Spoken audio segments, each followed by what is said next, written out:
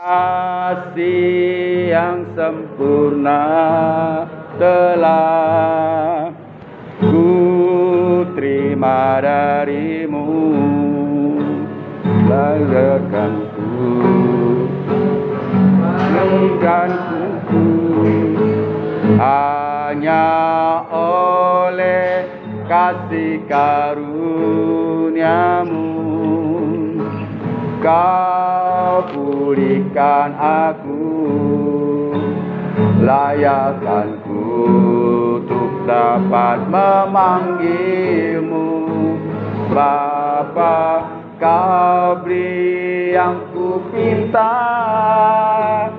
saat ku mencari ku mendapatkan.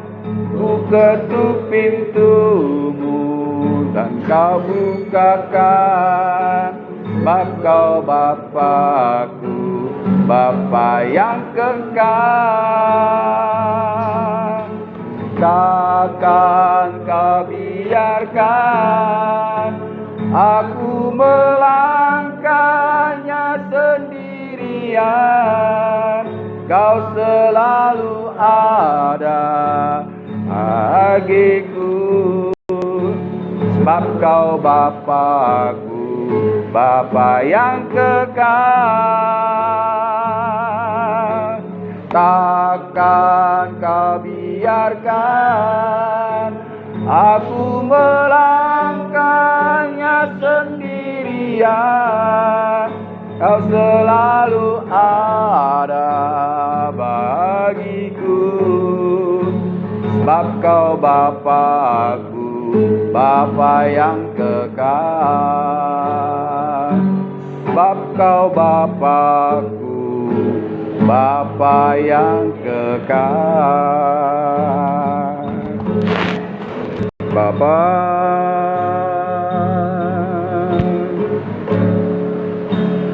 Engkau sungguh baik, kasih-Mu melimpah di hidupku.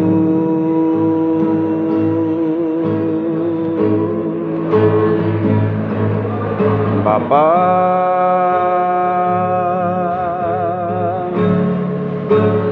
ku berterima kasih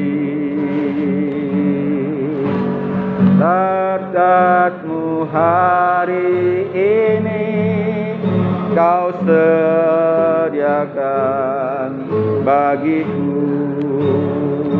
Ku naikkan syukur, ku naikkan syukurku buat hari yang Kau beri. Tak habis-habisnya kasih dan rahmat-Mu, selalu baru dan tak pernah terlambat pertolongan-Mu. Besar setia-Mu sepanjang hidupku. Besar setia-Mu di sepanjang hidupku. Shalom saudaraku. Kita nyanyikan tadi lagu Bapa yang kekal ya. Udah itu kita nyanyikan juga Bapa Engkau sungguh amat baik. Ini kalau kita renungkan kedua lagu ini ya, menandakan bahwa kita ini memanggil Dia Bapa. Tetapi dalam satu syair yang terakhir sebelum ref, layakkan ku memanggilmu Bapa. Ya. Layakkanku untuk dapat memanggilmu Bapa. Memang tidak semua manusia di hadapannya layak memanggil dia Bapa. Ini kita ingat. Ya, jangan kita salah, gagal fokus, gagal merenungkan. Dari lagu ini menandakan bahwa tidak semua manusia memanggil dia Bapa. Makanya dengan kerendahan hati, layakkanku untuk memanggilmu Bapa. Sekali lagi saya katakan, itu artinya kita tahu diri sebetulnya kita tidak layak memanggil dia Bapa. Amin. Nah itu. Jadi ini syair ini punya arti. Enggak begitu saja dia itu. Pernah dengar cerita bagaimana waktu Yesus jumpa dengan seorang yang kerasukan setan? Ya, seorang pemuda yang kerasukan setan, dia telanjang. Ya, dia telanjang. Dia ketakutan tatkala melihat Yesus pada saat itu. Dia katakan begini, "Hai engkau Yesus, anak Elohim yang maha tinggi, El Elyon, apa urusanmu denganku?" Dia ketakutan. Apa urusanmu denganku? Ketakutan dia. Karena dia tahu, bahkan dia mengerti bahwa Yesus itu anak daripada El Sebaut, pencipta langit dan bumi. Ya, terlalu lama kita buka-buka di sini. Ya, di dalam Injil Matius, Markus, Lukas ada di situ. Dan pemuda itu akhirnya mengatakan karena dia ketakutan, di dalam dirinya itu bukan hanya satu roh setan di dalam, tetapi beratus-ratus atau banyak roh setan di dalam dia. Sehingga dikatakan legion. Ya, namanya legion, yang memang banyak roh-roh jahat di dalam dia, ketakutan melihat Yesus pada saat itu. Jadi saya mau katakan bahwa tidak cukup kita sebagai orang Kristen yang percaya saja bahwa dia anak dari El Sebaut, anak pencipta langit dan bumi, dan dia memanggil Bapa kepada pencipta langit dan bumi itu, karena pencipta langit dan bumi memanggil dia anak tunggalku, anakku satu-satunya. Sekalipun akhirnya manusia yang ada di dalam dia bersatu dengan dia, satu tubuh dengan dia, menjadi anak-anak daripada Tuhan. Amin. Itu kita ini anak-anak Tuhan. Jadi tidak sama dengan Yesus Kristus, memang dia adalah anak tunggal, tetapi setiap orang yang percaya di dalam dia menjadi anak-anak Bapa sama seperti dia. Dan oleh karena itu, setiap orang yang tinggal di dalam atau satu tubuh dengan Yesus Kristus, Jesus Christ, Yeshua Mashiach itu akan juga menghakimi dunia ini. Tapi cerita ini harus orang yang betul-betul ada di dalam dia. Enggak semua manusia yang percaya bisa sama-sama dengan dia menghakimi dunia ini. Tetapi orang yang percaya dan setia sampai mati, dan kematiannya harus sama dengan kematian kita di dunia ini. Penderitaannya harus sama dengan penderitaan kita. Jadi sama-sama kita harus menderita sama dia.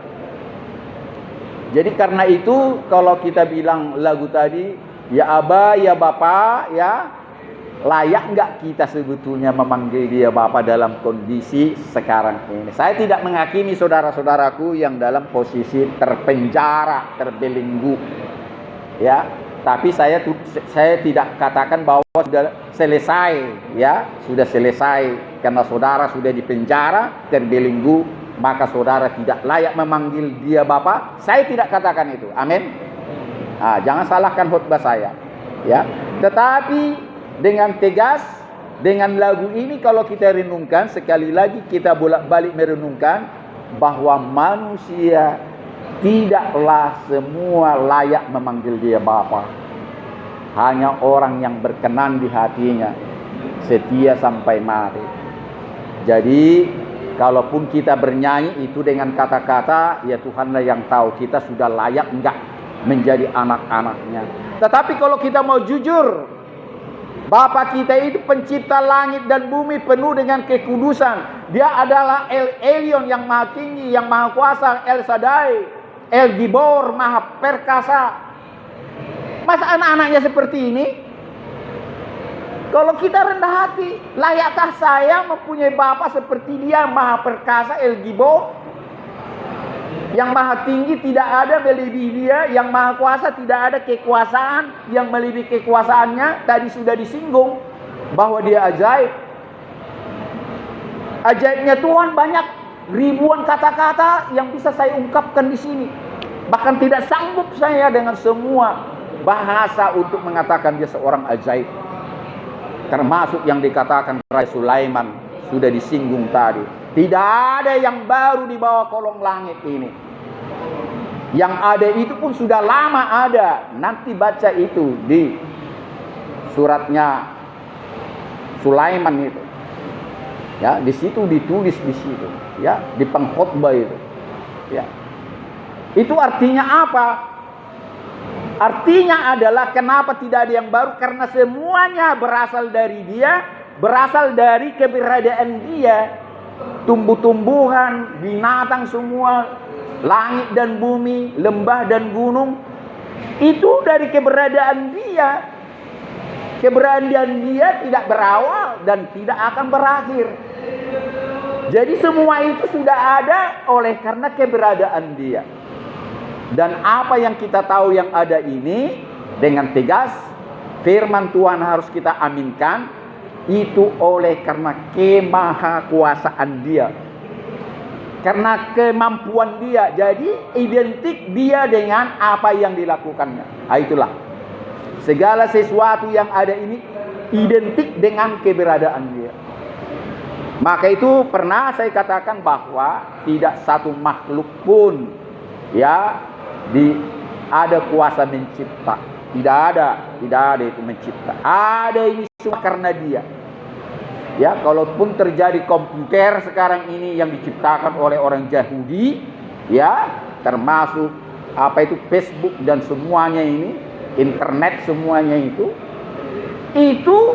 bukan berarti yang menciptakan itu orang Yahudi. Tidak, dia yang menciptakan itu diberikan kekuasaan, kemampuan kepada orang Yahudi. Karena memang firman Tuhan sudah mengatakan bahwa segala pengajaran itu datang dari Yerusalem, dari kota Sion. Keselamatan, pengajaran dan nabi-nabi berasal dari sana. Itu tidak terbantahkan itu. Jadi kalau ada orang Indonesia makanya belajarlah ke negeri Cina, saya nggak tahu itu kenapa ke negeri Cina belajar. Sebetulnya kita belajar dari Yerusalem, dari kota Sion. Karena ini buku yang sudah lama tertulis sebelum Injil ada, Perjanjian Baru. Bahwa di Yerusalemlah pengajaran keselamatan, dari Yerusalem kehidupan. Dari sana semuanya sumber sampai selama-lamanya. Bahkan nabi pun dari sana. Tidak ada itu di luar daripada itu. Dan itu diaminkan oleh kitab suci yang lain. Ya, yang saudara-saudara kita miliki. Nabi-nabi dari sini, dari atas sampai ke bawah yang disebut-sebut itu semua dari Yerusalem. Ya, tidak ada dari di luar itu. Sekalipun ada yang mempercaya ada nabi di luar itu.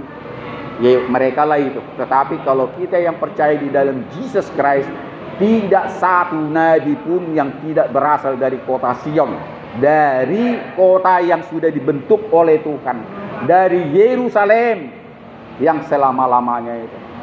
Jadi lagu tadi sangat membawa kita ke dalam pemahaman bahwa layakkanku Bapa memanggilmu Bapa, ya Aba. Karena kasih sempurna yang sudah kuterima darimu itu berasal daripadamu, bukan kasih dari dunia ini. Kasih yang sempurna dikatakan karena apa? Karena sampai matinya diberikan darah dan dagingnya tercabik-cabik untuk kita. Inilah kasih yang sempurna itu. Dan dia mau merendahkan dirinya bahkan di bawah kesetaraan manusia, di bawah kesetaraan manusia. Bukan hanya setara, di bawah kesetaraan manusia. Inilah kasih Jesus Christ yang adalah pencipta langit dan bumi. Ya, cuma diwujudkan dalam bentuk rupa manusia. Kita jangan keliru ya. Yang tersiksa itu, yang mati itu bukan pencipta langit dan bumi. Ya, yang menderita, yang lapar dan haus, yang ditusuk lambungnya bukan pencipta langit dan bumi. Jangan gagal fokus. Yang mati itu bukan Tuhan yang pencipta langit dan bumi. Yang mati itu manusianya. Karena dia 100% manusia dan 100% adalah Tuhan. Ya. Dan dia sudah tahu bahwa dia akan mati. Karena memang di dalam dirinya 100% El Sebaot, pencipta dirinya sendiri. Ya. Kita lihat bagaimana sejarah, bagaimana dia sebelum dia tangkap. Sebelum dia ditangkap, diberikan perjamuan kudus. Telah tiba waktunya.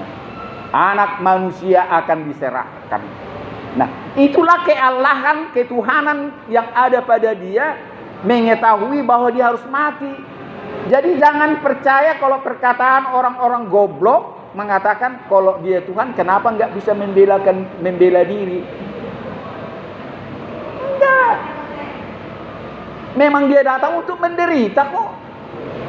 Jadi tidak perlu dia membela diri, melarikan diri dan sebagainya. Orang dia pencipta langit dan bumi, cuma memang harus diwujudkan dalam rupa manusia agar terbuktilah dari kitab para nabi, oleh karena satu orang manusia mati dan dibangkitkan dan naik ke sorga, maka setiap orang yang percaya di dalam dirinya akan dibangkitkan dan naik ke sorga. Terbukti itu perkataan para nabi, itulah nubuatan. Jadi memang kedatangan dia itu sudah dinubuatkan oleh para nabi. Bahkan dia naik ke sorga sudah dinubuatkan itu. Terlalu lama kita buka-buka. Nanti buka itu di dalam Yesaya, Yeremia, Yeskiel, Daniel, Hosea, Joel, Amos, Wahyu, Yunus, Mika, Nahum, Habakuk, Yefanya, Hagai, Zakaria, Maleakhi. Di situ banyak tertulis tentang bagaimana nubuatan tentang kelahiran dia. Ya, sudah ingat itu? Kenapa saya bisa dari Yesaya sampai Meleakhi? Karena bolak-balik saya sudah baca itu. Ya, bukan artinya kalau saya sudah bolak-balik membacanya, kebenaran itu sudah saya dapatkan, tidak. Artinya memang kita harus membaca bolak-balik itu. Karena itulah kerinduan. Dan saya membuktikan kepada saudara apa yang dikatakan Rasul Paulus di dalam kedua Korintus. Coba buka dulu kedua Korintus 6 ayat 18. Dan aku akan menjadi bapamu. Terus. Dan kamu akan menjadi anak-anakku laki-laki dan anak-anakku. Dan kamu akan menjadi anak-anakku laki-laki dan anak-anakku yang perempuan. Terus. Demikianlah firman Tuhan yang Maha Kuasa. Menjadi bapanya. Aku akan menjadi bapanya. Terus. Dan ia akan menjadi anakku. Dan ia akan menjadi anakku. Ku itu adalah El Sebaot. Terus. Apabila ia melakukan kesalahan, maka aku akan menghukum dia dengan rotan yang dipakai orang. Aku akan menghukum dia. Terus. Dan dengan pukulan yang diberikan anak-anak manusia. Terus. Itu ayat 17. Ayat berapa tadi? Hanya 14 saja. Sudah, amin. Nah, saya tambah lagi Yeremia 3:1. Coba. Yeremia 31 ayat 9. Dengan menangis mereka akan datang. Dengan hiburan aku akan membawa mereka. Dengan hiburan aku akan membawa mereka. Terus. Aku akan memimpin mereka ke sungai-sungai. Aku akan memimpin mereka ke sungai-sungai dipimpinnya. Terus. Di jalan yang rata. Di jalan yang rata. Di mana mereka tidak akan tersandung lagi. Sebab aku telah menjadi Bapak Israel. Sebab aku telah menjadi Bapak Israel. Ini pernyataan daripada dia sendiri. Jadi bukan pernyataan manusia, ingat ya. Itu dia sendiri yang mengatakan Bapak kepada orang Israel. Israel itu saudara dan saya. Israel itu bukan dari darah dan daging lagi, bukan dari keturunan. Setiap orang yang percaya di dalam dia, itu Israel namanya, umat kesayang, umat pilihannya. Tidak ada lagi istilah Yahudi dan non-Yahudi. Yahudi dan Yunani tidak ada lagi itu. Karena terkenal dulu adalah hanya orang Yahudi lah dulu yang mempunyai Tuhan yang satu, yang Ekad. El Ekad tadi sudah disinggung itu. Dan Tuhan yang hidup bukan Tuhan batu-batuan, ukir-ukiran dan pohon-pohonan dan lembah dan gunung. Iya, itu terkenal itu. Tetapi bangsa itu akhirnya murtad, menjadi penyembah Bal-Bal dan sebagainya. Itulah kesombongan, keangkuhan orang Yahudi sampai sekarang ini, bahwa banyak mereka belum percaya bahwa kedatangan dia ke dunia ini sudah digenapi. Itulah kebodohannya kawan. Sampai sekarang ini menantikan Mesias itu. Ya, itu saking pintarnya, tetapi banyak juga yang percaya orang Yahudi sama beriman kepada kita, sama dengan kita, bahwa dialah yang disalibkan waktu itu, dan dialah yang dikuburkan 3 hari itu, dan dialah yang bangkit dari kuburan itu, dan dialah yang menampakkan dirinya kepada murid-muridnya, dan dia masih hidup bersama-sama manusia pada saat itu sebelum naik ke sorga. Dan dia sendiri yang terangkat ke sorga. Bahwa orang Yahudi sampai sekarang masih banyak belum percaya dia yang dinanti-nantikan para nabi. Ya, nabi. Ya, itu agama Yahudi. Ya, orang Yahudi banyak yang sudah Kristen. Artinya yang percaya bahwa Yesus Kristus itulah yang dinantikan para nabi. Ya, yang memimpin umatnya Israel, umatnya. Jadi bukan hanya secara kedagingan umat Tuhan, tetapi sekarang adalah orang yang percaya bahwa dia adalah juru selamat yang akan datang menghakimi dunia ini nanti. Inilah umat Israel. Jadi umat Israel tidak melihat suku dan bangsa dan ras. Semua orang yang percaya, yang menantikan dia sebagai orang yang datang nanti sebagai raja di atas segala raja, dan yang menghakimi orang yang hidup dan yang mati. Inilah yang disebut Israel. Walaupun Indonesia tidak mempunyai hubungan diplomasi kepada itu, tidak salah kita mengagungkan bangsa Israel. Karena Israel adalah sekali lagi sering saya katakan, umat pilihan Tuhan. Itu artinya Israel. Anak saya pun sering saya katakan sama orang, anak saya kasih Israel. Bukan karena saya fanatik dengan bangsa atau negara Israel, tidak. Saya fanatik dengan arti bahwa Israel artinya umat kepunyaan Tuhan. Termasuk saudara dan saya yang mau satu tubuh dengan dia, yang mau memakan dagingnya dan yang mau meminum darahnya. Karena tanpa saudara dan saya memakan dagingnya dan minum darahnya, atau kita satu tubuh dengan dia, dengan sama matinya, agar kita sama dengan kebangkitannya. Amin. Saya tidak panjang lebar berbicara tentang itu. Kalau Yohanes 10 ayat 30, ya, kita di situ. Itu ada judulnya di situ, Rumah Bapa. Ya, di situ terkenal itu di kitab di Injil Yohanes 10 itu, bahwa Bapa dan aku adalah satu. Bapa dan aku adalah satu. Jadi kalau Bapa mempermuliakan anak, anak pun mempermuliakan daripada bapaknya. Jadi saya tanya ini kembali kepada kita. Ya, mampukah kita memanggil dia Bapa? Jadi syukur yang menciptakan lagu ini, saya aminkan itu. Yang menciptakan lagu ini, layakkanlah aku Tuhan untuk memanggilmu Bapa. Karena hukum dunia pun, sekali lagi saya katakan, hukum dunia pun yang mewarisi kekayaan bapaknya hanya anak. Di luar anak tidak ada hak mewarisi kekayaan bapak, orang tuanya. Jadi saudara dan saya, jika saudara dan saya betul-betul anak dari Tuhan, anak pencipta langit dan bumi itu, saudara dan saya lah yang mewarisi kerajaannya. Di luar itu tidak akan ada yang mewarisi. Artinya keselamatan di dunia ini dan keselamatan di sorga akan diberikan kepada anak-anak Tuhan. Saya sedikit lagi berbicara tentang referen dari lagu tadi.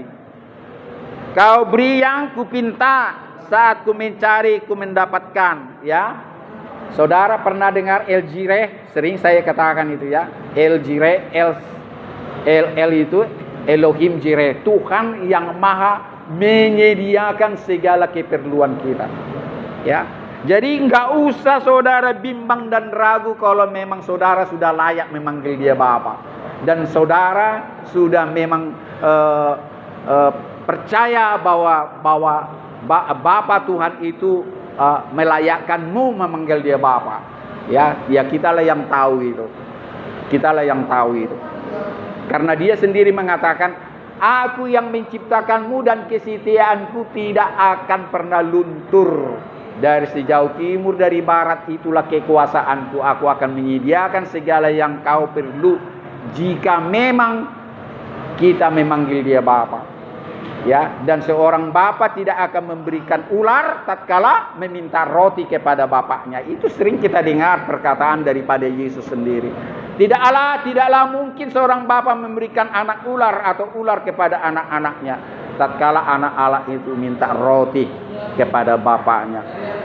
Terlebih daripada aku yang mengasihi dunia ini, aku yang menciptakan dunia ini. Aku tidak akan pernah ingkar janji. Setiap yang kuciptakan itu berasal daripadaku, olehku dan untuk kemuliaan namaku. Tidak mungkin yang diciptakan untuk memuliakan dia itu dibikin sengsara.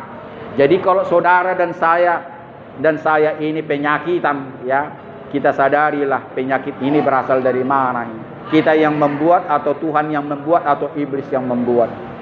Ya, kalau saudara di penjara, ya, apakah Tuhan yang bikin atau saudara yang bikin atau iblis yang bikin? Tapi satu hal yang saya minta kepada saudara, jangan pernah mengkambing hitamkan iblis. Ini ada banyak manusia mengkambing hitamkan iblis. Nanti dia protes, kok jadi gue mana ada salahnya kok, emang lo yang maunya kok. Jadi sering manusia mengkambing hitamkan iblis. Ya, tatkala manusia jatuh ke dalam dosa pun saling membela diri.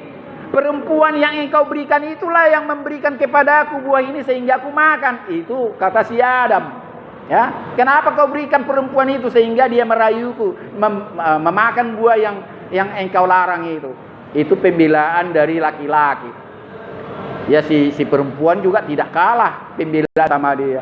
Ya Tuhan, iblis yang engkau punya itu yang merayu aku sehingga aku makan. Kenapa kau ciptakan itu?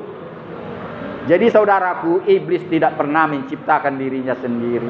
Ya, iblis tidak ada dari mana dia menciptakan diri sendiri, tidak ada. Berasal semuanya itu daripada dia. Dan kenapa ini disediakan, diadakan di dunia ini? Bukan dia tidak bisa bikin Firdaus. Ini sering saya katakan. Firdaus bisa saat ini dibikin. Tetapi apa? Maka daripada itu kita renungkan perkataan Yakobus. Apa dikatakan Yakobus? Dari ayat 2 sampai ayat 8 itu. Berbahagialah, bersukacitalah engkau apabila berbagai-bagai pencobaan yang datang kepadamu. Karena itu akan menjadikan ujian iman kepadamu. Dan akibat ujian iman itu engkau bertekun. Akibat bertekun engkau akan mendapatkan buah yang matang. Dan engkau akan mendapatkan kesempurnaan. Sehingga tidak akan pernah merasakan kekurangan sesuatu apapun. Baca itu dalam Yakobus 1. Itu enak sekali. Artinya apa? Jadi kita jangan pernah meminta jauhkanlah iblis daripadaku. Hilangkanlah di dunia ini. Tidak. Itu memang untuk membuat kita iman. Makanya itu bersyukur kalau ada berbagai pencobaan katanya. Berbahagialah engkau kalau engkau mendapatkan pencobaan. Tetapi pencobaan itu adalah dari saudara melakukan kebenaran, bukan melakukan kejahatan, kesalahan. Apabila saudara melakukan kesalahan atau kejahatan, ya, itu bukan pencobaan kepadamu. Itu sering saya katakan, itu penghukuman karena saudara yang melakukan kejahatan. Jadi jangan pernah katakan ini pencobaan datang kepadaku, Tuhan kuatkanlah aku. Tidak, itu dosa-dosamu, dosa-dosaku. Akibat kesalahan kita mengalami kita menderita. Tetapi sekali lagi saya ulangi, penderitaan kita apabila di dalam kebenaran, inilah pencobaan. Saudara pernah buka Matius 5? Matius 5 waktu Yesus berkhotbah itu. Bukalah sebentar. Matius 5 di situ ada khotbahnya. Ya, khotbah Yesus waktu di bukit. Ada 9 kata bahagia di situ. Ya, perkataan bahagia yang ke-9 itu ayat 11 dari Matius 5 itu apa dikatakan di situ? Berbahagialah engkau, ayo kita baca sama-sama. Berbahagialah, ayo yang kencang, ayat 9. Ayat 11 dari Matius 5. Berbahagialah kamu. Kuat, 3 ya. Berbahagialah kamu. Jika karena kamu Jika karena aku kamu dicela, terus. Dan dianiaya. Dan kepadamu difitnahkan segala yang jahat. Nah ini kata bahagia yang ke-9. Ada dari kata bahagia yang pertama itu di ayat yang ketiga, berbahagialah orang yang miskin roh. Di dalam cetakan lai ini hanya miskin. Dalam cetakan lai Alkitab ini miskin. Tapi kalau dari King James, kalau saya baca di King James ini ada miskin roh. Berbahagialah orang yang miskin roh, karena mereka akan yang mempunyai kerajaan sorga. Berbahagialah orang yang berduka, karena mereka akan dihibur. Berbahagialah orang yang lemah lembut, karena mereka akan mewarisi bumi. Berbahagialah orang yang lapar dan haus, karena mereka akan dipuaskan. Berbahagialah orang yang lemah lembut, yang habis lapar dan haus apa? Coba baca di situ. Berbahagialah orang yang lapar dan haus akan kebenaran, karena mereka akan dipuaskan. Terus berbahagialah orang yang murah hati, karena mereka akan diberikan kemurahan. Terus berbahagialah orang yang suci hatinya, karena mereka akan melihat Tuhan. Terus berbahagialah orang yang membawa damai, karena mereka akan disebut anak-anak Tuhan. Dan yang ke-10, nah itulah yang ke-9. Berbahagialah orang yang dianiaya tadi ya, oleh karena kebenaran dan sebagainya. Jadi saudaraku, kalau memang kita layak memanggil dia Bapa dan kita dilayakkan memanggil dia anak-anaknya, peliharalah hubungan antara Bapa dan anak. Kita jagalah waktu-waktu kita. Waktu-waktu sudah dikasih sama kita, jangan pergunakan waktu membahas-bahas togel perjudian, angan-angan tukang cendol itu. Ya, selalu meminta kekayaan dari perjudian. Habis waktumu sampai engkau pergi ke gunung Kandelembah mencari nomor togel dan sebagainya. Ini pekerjaan orang iblis, dan orang-orang yang anak-anak Tuhan pun sudah terlibat dalam togel-togel ini. Saya menderita sekali lah. Ya, banyak orang yang sering khotbah juga membahas togel. Saya heran ini, ya. Kenapa? Padahal mereka sendiri tidak pernah memenangkan itu 100%. Kalau di total lebih banyak yang uang keluar daripada uang masuk. Jadi buat apa itu dibahas? Ya. Itu satu. Dan yang kedua, waktumu kemana kau bikin? Ya. Untuk kemurahan dan kebaikan kah? Atau merencanakan segala rencana-rencana jahat? Atau berdiam diri untuk bermalas-malasan. Karena waktu adalah milik dia, ya, milik dia. Jadi bukan milik kita. Jangankanlah dulu tubuh, waktu ini milik dia. Ada kesempatan. Jangan kita hanya bisa bernyanyi apa? Waktu itu apa? Sampai tua menjadi berkat, yang biasa dinyanyikan apa lagunya itu? Pakailah hidupku. Terus macam mana lagunya? Hidup ini adalah kesempatan, yaitu waktu. Hidup ini adalah waktu. Kesempatan itu adalah waktu, tapi kita pergunakan buat apa? Kalau kita baca nanti di dalam Lukas 13, kalau saya tidak salah ingat, pergunakanlah waktu-waktu yang ada, karena hari-hari sudah mencekam. Iblis mengaung-ngaung, bahkan engkau keluar di depan pintumu, dia sudah mau menerkammu. Jadi pergunakan waktu. Itu yang pertama. Yang kedua, tubuhmu ini ya pergunakanlah untuk memuliakan Tuhan. Kita jaga kekudusan. agar kita layak memanggil dia Bapa. Bapa itu adalah kudus, pikirannya kudus. Makanya dikatakan, peliharalah pikiranmu, jangan yang kotor, selalulah kudus karena Bapamu kudus. Ini sudah sering kita baca di kitab suci. Ya, jadi pikiran kita tetap yang kudus, janganlah pikirkan yang enggak-enggak. Ya. Terus itu apa? Tubuh ini kita kasih makan yang benar. Janganlah memakan yang sesuatu yang racun.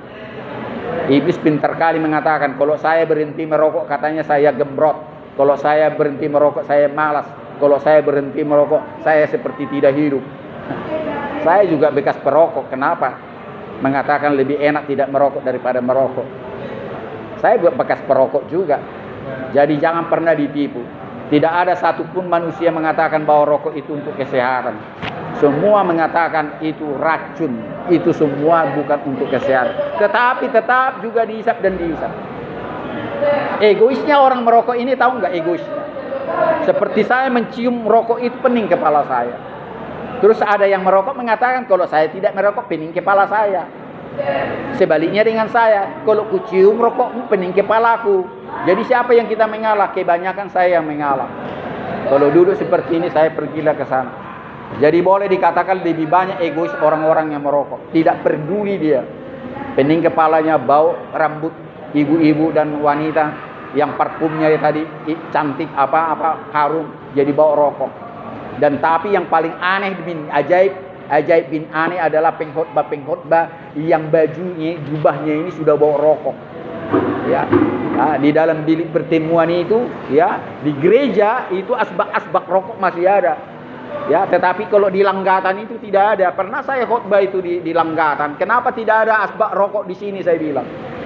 Kenapa di ruang majelis ada asbak rokok? Tolong disediakan dulu asbak rokok di sini. Siapa tahu suatu saat saya mau merokok dari sini. Itu terpaksa yang saya katakan. Jangan kita hidup munafik. Kenapa di Langgatan ini tidak ada? Di luar Langgatan nanti kita terus ngebul. Itu kan kayak munafikan. Jadi kenapa kalau di bawah bisa merokok, di atas tidak bisa merokok? Itu sebetulnya sindiran saya yang begitu keras. Bayangkan saja kalau gereja-gereja Protestan itu, sebelum khotbah saya ke mimbar itu, di ruangan itu dulu saya yang memimpin doa sebelum naik. Terus saya lihat leni rokok ngumpul kemana, aduh Tuhan ampuni saya. Terus saya bilang tolonglah. Terus terang pening kepala saya, bukan omong-omong. Tolong buang dulu asap rokok ini. Karena saya yang memimpin itu doa untuk ibadah. Siapa yang khotbah itu yang memimpin, tolonglah. Saya jujur pening ini ya. Saya tunggulah berapa lama. Baru hilang saya masuk, saya berdoa. Itulah salah satu khotbah saya pernah di gereja yang sampai sekarang ini masih mempercaya omongan iblis itu. Dan aneh juga mereka dibela sama sesama mereka sendiri. Ada lagi dosa-dosa yang lain. Kenapa ini katanya?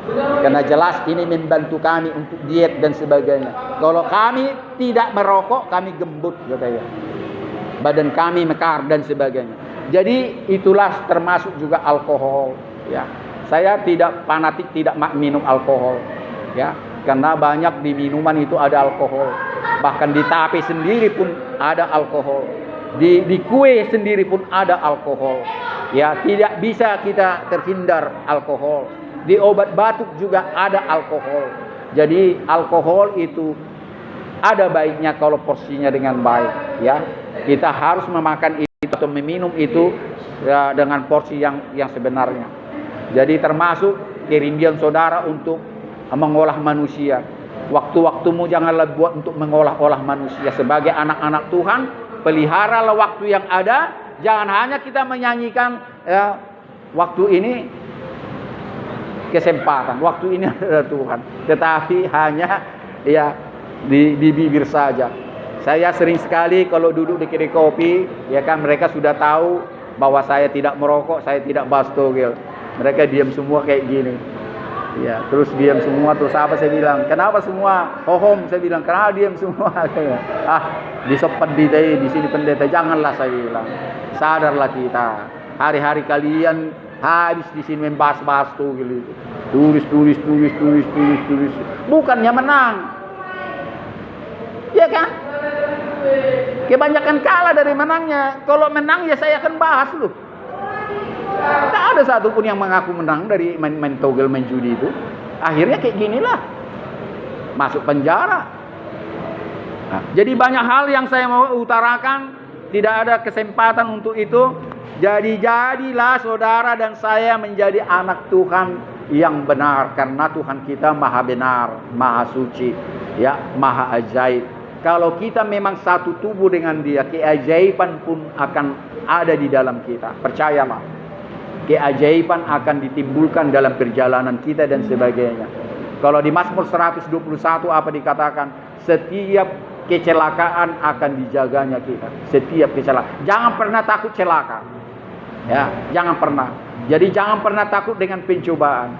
Kita harus percaya bahwa Tuhan, kalau Engkau mencoba aku, kuatkanlah aku. Dan aku percaya semua yang jahat, yang buruk yang datang kepada aku, itu bukan dari iblis. Kalau itu datang berasal dari iblis, pastilah Tuhan akan mencegahnya.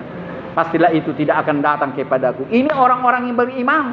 Jadi jangan ciut kita. Apalagi kalau kita baca Mazmur 23. Sekalipun aku berjalan dalam lembah kekelaman, aku tidak takut bahaya, sebab Tuhan besertaku. Ini sudah dikatakan di sini. Aku melangkah hanya sendirian, katanya.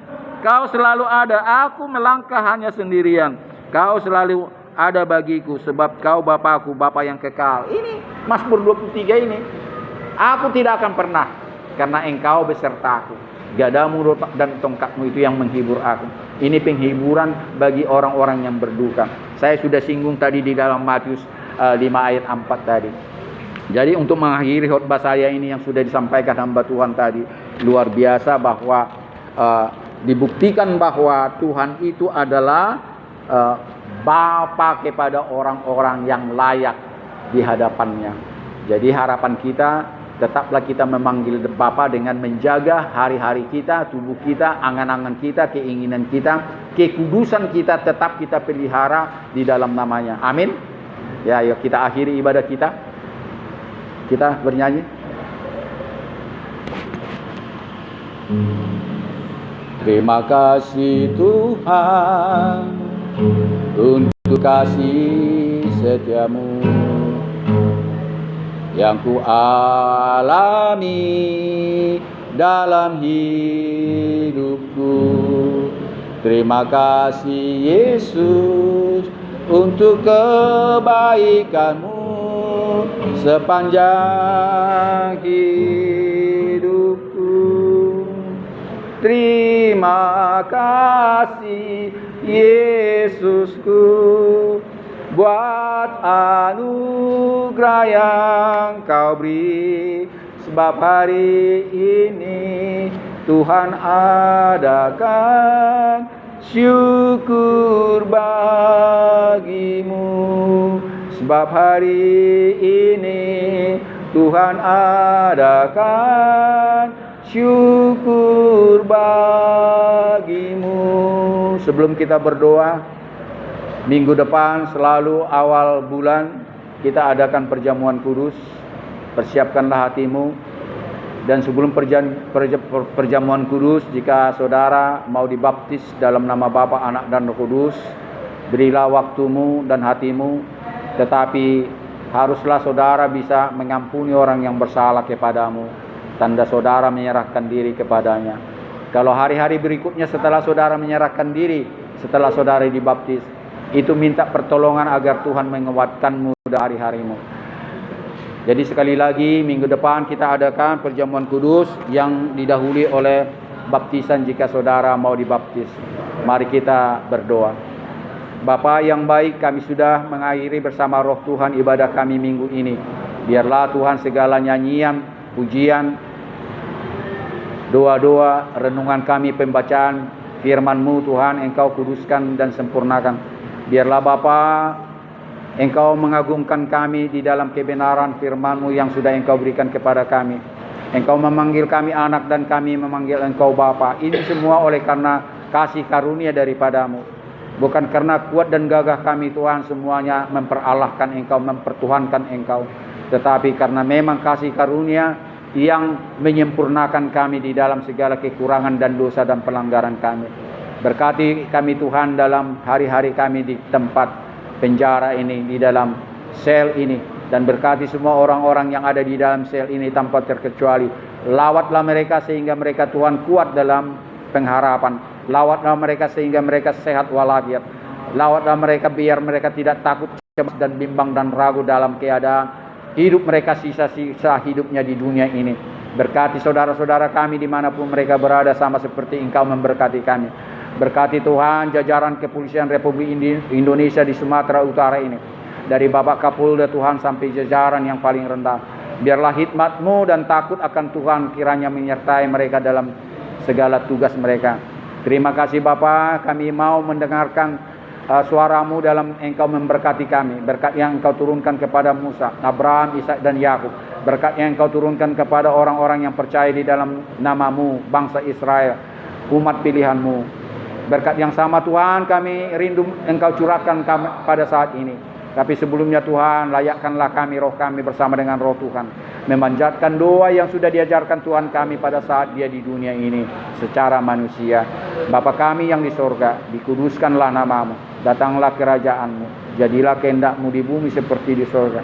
Berikanlah kami pada hari ini makanan kami yang secukupnya, dan ampunilah kami akan segala kesalahan kami, seperti kami yang sudah mengampuni orang yang bersalah kepada kami. Dan janganlah membawa kami ke dalam pencobaan, tetapi lepaskanlah kami daripada yang jahat, karena Engkau-lah yang punya kerajaan dan kuasa dan kemuliaan sampai selama-lamanya. Tuhan Elohim Bapa di sorga, pencipta langit dan bumi, menyertai dan memberkati-Mu saat ini juga. Kiranya disinarilah Engkau dengan wajah-Nya yang kudus, sembari memberikan kasih karunia. Dan kiranya juga dihadapkan wajah-Nya yang mulia ini saat ini juga kepadamu, dan memberikan damai sejahtera untuk selama-lamanya. Bapa terima kasih, Bapa terima kasih, Bapa di dalam surga, ku berterima kasih. Amin, amin, amin, amin. Shalom Elohim.